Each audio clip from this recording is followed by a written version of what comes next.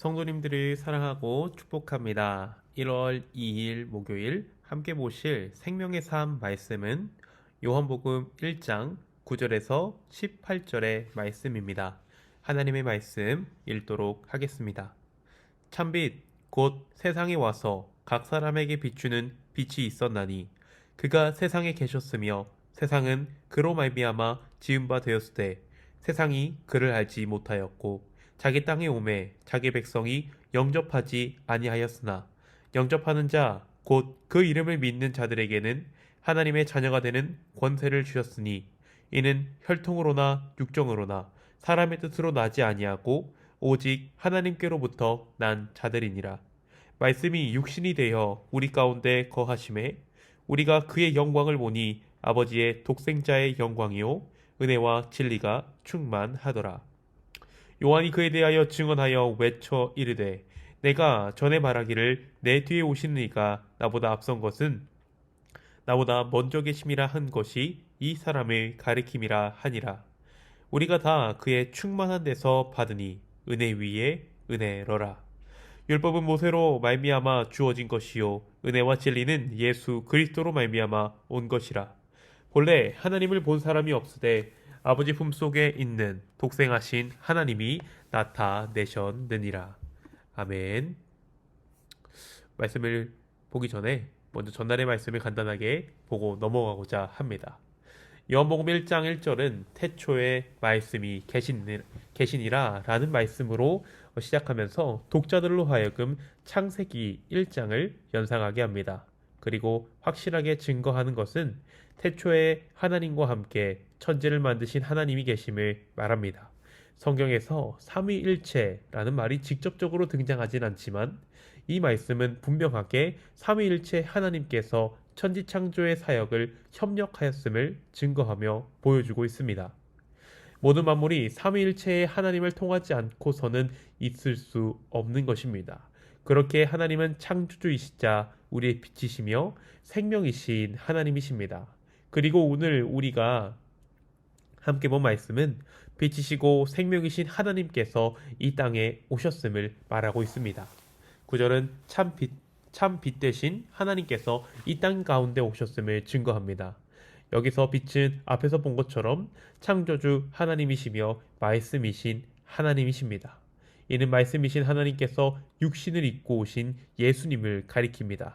이 말씀이 우리에게 당연하게 보일 것처럼 당연하게 예수님이지 하고 보이지만 당대에 잘못된 가르침이 교회를 혼란스럽게 하고 있었습니다. 당대의 영지주의자들이란 자들은 영적인 것은 좋은 것, 거룩한 것, 신성한 것이라고 생각하였고 영적인 지식, 영지를 통하여 영적인 것에 더 다가갈 수 있다고 생각했습니다. 반면에 이 땅의 것은 더러운 것, 부정적인 것이라고 생각하여 영적인 하나님의 아들이 이 더러운 땅에 어떻게 오겠느냐라고 이 땅에 올 수 없다고 예수님을 부정하였습니다. 요한복음 1장 9절은 그러한 잘못된 가르침에 정면으로 맞서며 하나님께서 이 땅에 오셨음을 증거하는 것입니다. 이렇게 창조주 하나님께서 이 땅에 오셨지만 사람들은 예수님을 알지 못하였습니다. 누구도 영접하지 아니하였습니다. 하지만 몇몇의 영접하는 자들이 있었음을 12절은 증거합니다. 그들에게는 하나님의 자녀가 되는 권세를 주셨습니다. 그리고 이들이 영접할 수 있는 것은 혈통, 육정, 사람의 뜻이 아님을 말합니다. 오직 하나님으로부터 난 자들이라고 성경은 말하고 있습니다. 이 말씀은 나의 지식이나 능력으로 하나님을 영접하게 된 것이 아니라 우리의 믿음이 하나님께로부터 나왔음을 말합니다. 오직 하나님의 은혜로 믿음에 이르게 되었고 믿음으로 하나님의 자녀가 되었습니다. 모든 것이 은혜라는 것입니다. 그리고 14절은 이러한 은혜의 예수님을 증언합니다. 말씀이 육신이 되신 예수님은 아버지의 독생자이시며 은혜와 진리가 충만하신 분입니다. 요한은 예수님에 대하여 증언하기를 예수님이 자신보다 앞서 계신 분, 먼저 계신 분이라고 말하였습니다. 그런데 인간의 나이로 따지면 요한의 출생이 예수님의 출생보다 앞서 있습니다. 하지만 그의 고백에는 예수님이 하나님이라는 것을 나타내고 있는 것입니다. 그리고 16절은 이러한 요한의 고백을 처음에는 이해할 수 없었지만 그의 충만한 가운데서 받으니 은혜의 말씀임을 나타내고 있습니다. 여기서 그의 충만함이라는 말은 예수님의 영인 성령을 가리킵니다. 성령 충만한 가운데 말씀을 받으니 이 말씀이 은혜임을 고백하게 됩니다. 예수 그리스도는 이러한 은혜를 우리에게 주신 분입니다. 그리고 하나님을 본 사람은 없지만 독생하신 하나님, 예수님께서 이 은혜를 우리에게 나타내셨습니다. 오늘 주신 말씀을 통해 몇 가지 교훈을 나누고자 합니다. 첫 번째로 하나님의 은혜를 자랑하시기를 바랍니다. 예수님을 영접하는 자들에게는 하나님의 자녀가 되는 권세를 주셨습니다. 그런데 이들이 영접하고 믿음에 이르게 된 것은 혈통, 육정, 사람의 뜻으로 인해서 된 것이 아니라 오직 하나님께로부터 난 자들이라고 말합니다. 이는 우리의 구원과 믿음이 나의 능력과 지혜와 지식에 의해서 얻게 된 것이 아니라 하나님의 은혜로 믿게 되었고 하나님의 은혜로 자녀가 되었음을 말합니다. 그렇기 때문에 우리에게는 오직 감사뿐인 것이죠. 그리고 우리는 이러한 은혜를 자랑하고 증언해야 합니다. 하지만 주의해야 되는 것이 있습니다.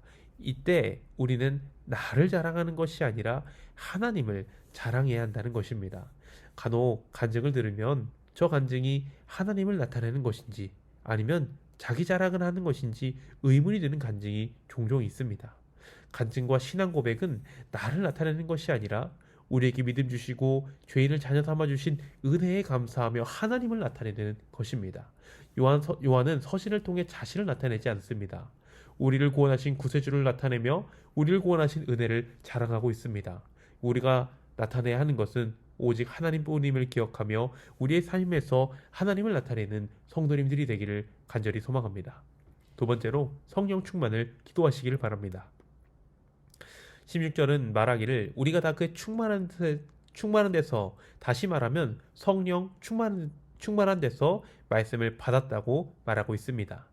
이들은 이전에도 같은 말씀을 들었다는 것이죠. 말씀을 듣는 이들에게 성령 충만하지 못하던 때도 있다는 것을 보여줍니다.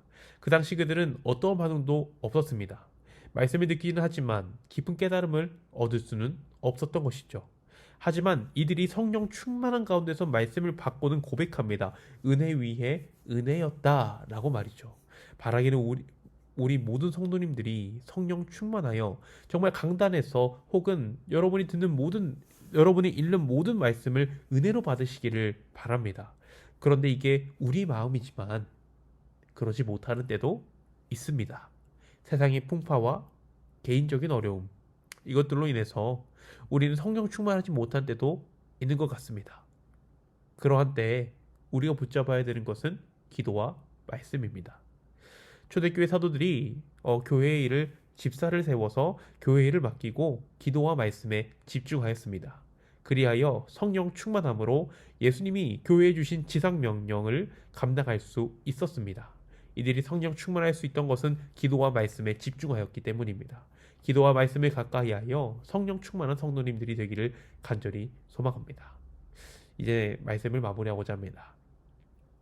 우리에게 구원의 다른 이름을 주신 적이 없습니다. 또한 예수님께서 이 땅에 오시지 않으신 적도 없습니다. 예수님께서는 2000년 전 이 땅에 오셔서 인류 구원의 사명을 감당하셨습니다. 세상의 거짓말에 속지 않고 말씀을 통해 증거되는 진리를 따르시기를 바랍니다. 그리고 우리를 구원하신 은혜에 감사하며 자랑하고 언제나 성령 충만으로 살아가시는 성도님들이 되기를 간절히 소망합니다. 기도하겠습니다. 사랑과 은혜가 충만하신 하나님 은혜를 감사합니다. 하나님 은혜로 오늘도 이렇게 기도와 말씀으로 하루를 시작하게 하시니 감사합니다. 하나님, 우리가 언제나 우리에게 주신 이 믿음의 은혜, 이 믿음으로 또한 구원에 이르게 된 은혜를 자랑하는 성도님들 되게 하여 주시옵소서. 또한 우리의 삶 속에서 언제나 성령 충만하기를 소망합니다.